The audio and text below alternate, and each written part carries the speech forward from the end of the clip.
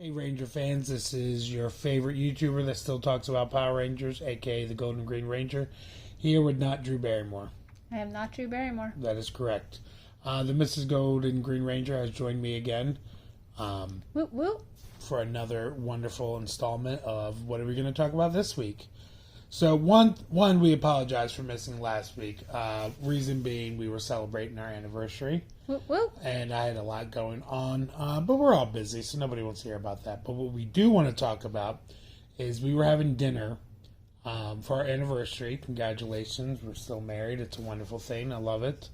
And during dinner, I mentioned maybe you should start watching Power Rangers, and you responded. I don't remember. That was weeks ago. You responded that you don't think you would get it because you didn't grow up watching it and you kind of missed that train.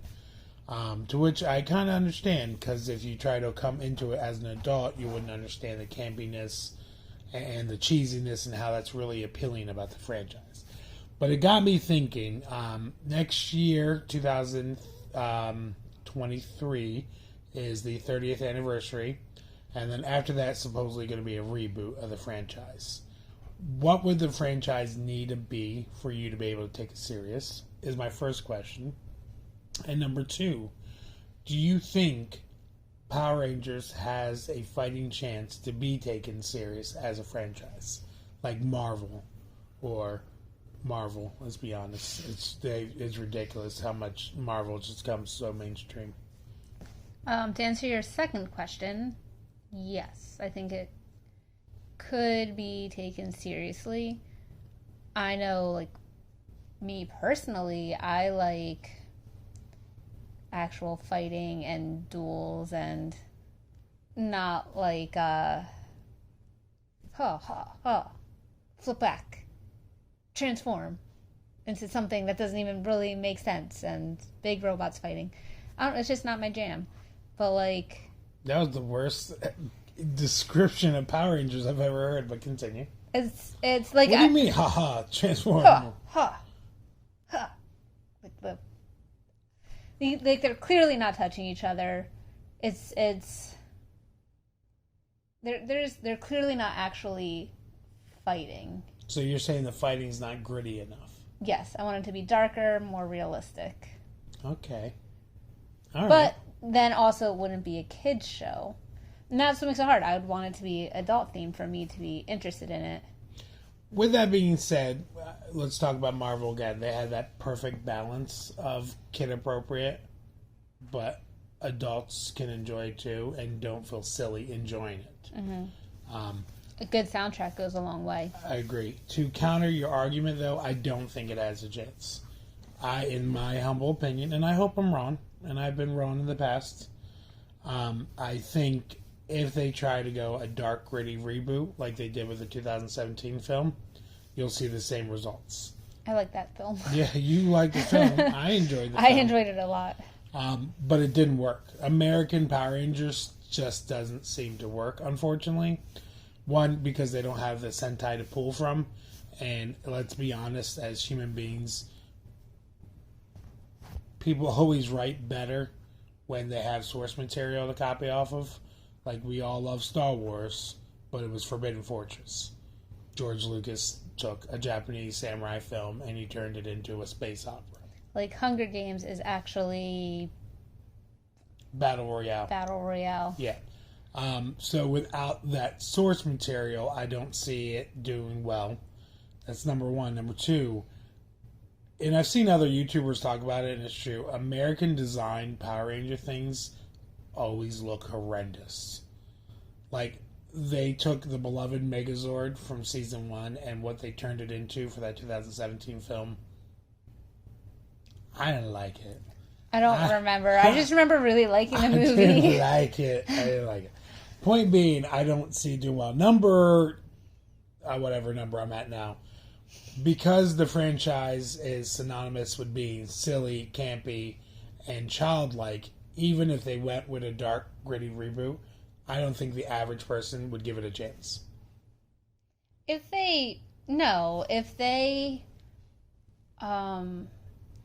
advertised it in a way that like really intrigued people, I think it would be okay. What was that movie? Was that Michael Bay movie? I think it was for Bumblebee. I was really upset because it wasn't Michael Bay.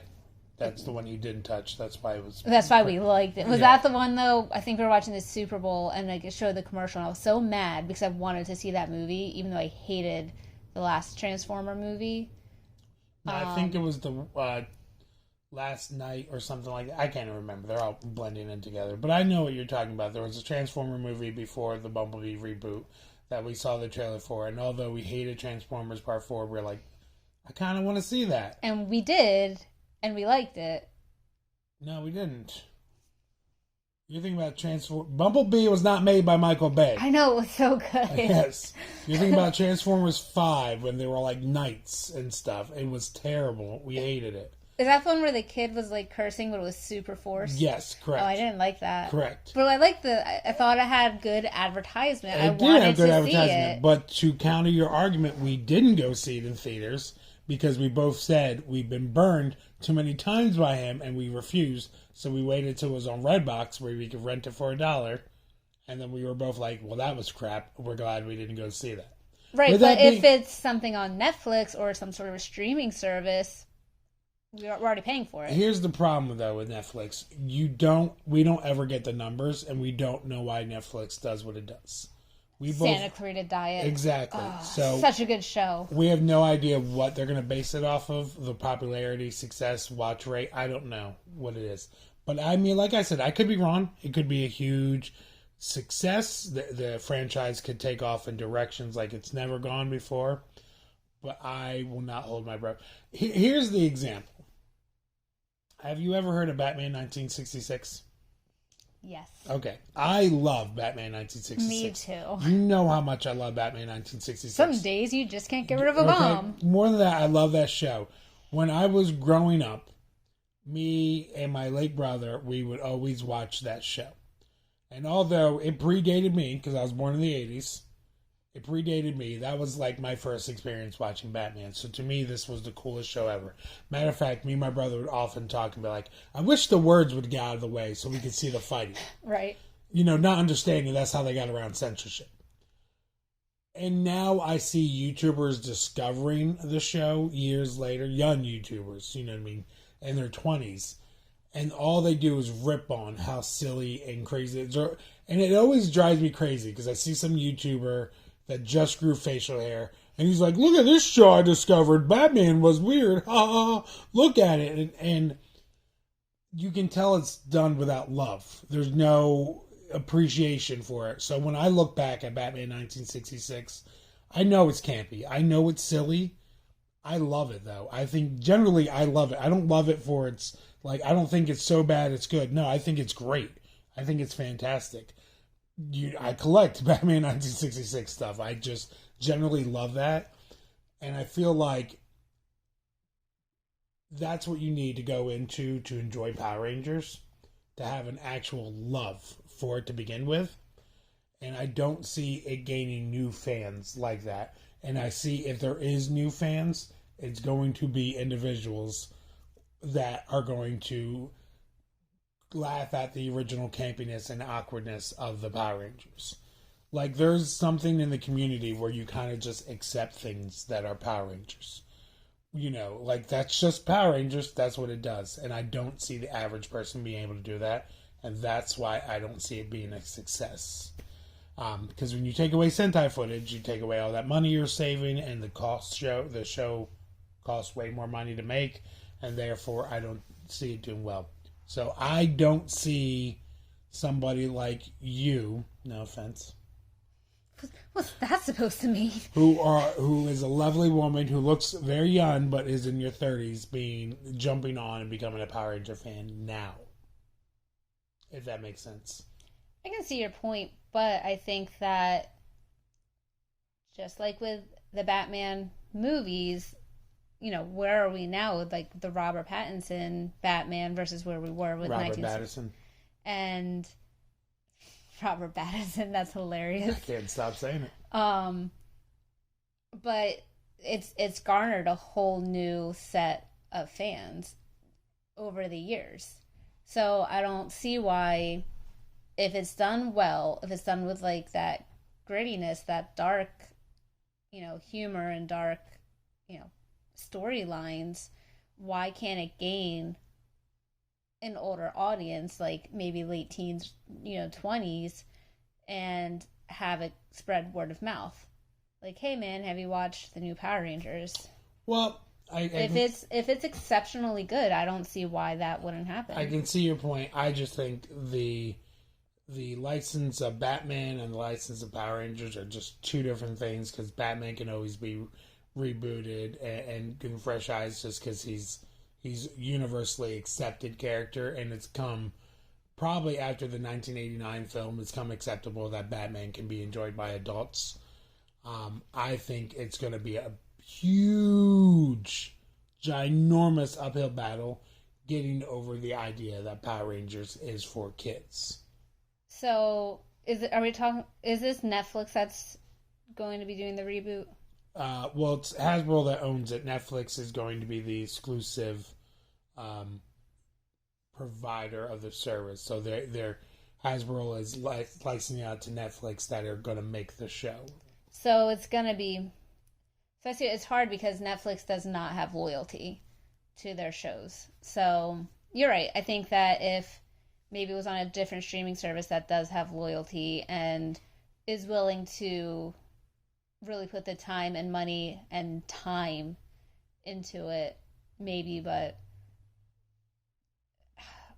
yeah, no, I don't think it would be successful on Netflix for an older audience. Yeah, I don't see the average adult saying, oh, look, a Power Ranger French series, let's watch it. With that being said, apparently Dino Fury is doing really, really well on it. And I don't know if that's just because people watched it on Nickelodeon and then went over to Netflix to continue the series. But the one thing I will say, let's say they forget Netflix and just try a film franchise. I still don't see it doing well in general because, and hear me out, nobody likes to play the long game anymore. Like, people love to pretend that Marvel was a success overnight with these films, not realizing Iron Man 1 didn't do great. Iron Man 2 didn't do great. Incredible Hulk did terrible. It took till they got to Avengers before they were making some serious, bucks. And that's the problem you see in, the DCEU, where they're not making $1 bajillion on their first film. They give up immediately. Mm-hmm. And I see that with studios and franchises now. Like, Hasbro bought this property thinking it's going to make them a lot of money. And if it doesn't have that immediate, flood of money like they want, I very well can see them just drop the franchise. I feel like we're saying the same thing. Liz Lemon. All right, with that being said, that is enough of our over-analyzing Power Rangers and how well it will do with a reboot. If you like what you heard here, subscribe. Do people really not like the 2017 movie? 2016? What year was it? It was such a good movie. 2017. I think generally Power Ranger fans liked it. I just think it did not do well box office wise. So let me rephrase that. It made its money back. It didn't do $1 bajillion, so they were like, lost franchise.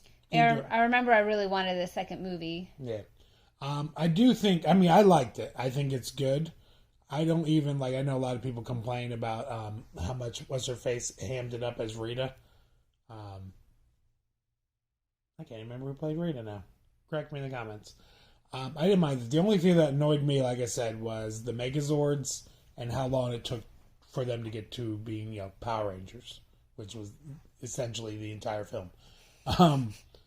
But, it was fine. It didn't hurt. I don't think it's the best Power Ranger movie. You know what I mean? I'm not going to say which one in this video is the best, because I'm going to leave that for a video one day, because it's going to piss people off. But, I know which one my favorite is. I don't know if it's the best one. Like I said, I hope I'm wrong. I'm hoping Power Rangers continues on for another, because it does make me very happy that I grew up watching it, and literally our youngest enjoys the show. So it's it's come full circle. But with that being said, because you interrupted me. Sorry. If you like what you heard here, subscribe or don't, because I can't tell you how to live your life. With that being said, YouTube is a vicious community, and if you don't subscribe, they bury videos, and people that have way more advantages and popularity will always get those advantages that smaller content creators won't get. So support us in any way you can, or don't. Like I said, I really can't tell you how to live your life. Anything you want to say or be? Be kind. Okay, be kind. May the power protect you. Bye.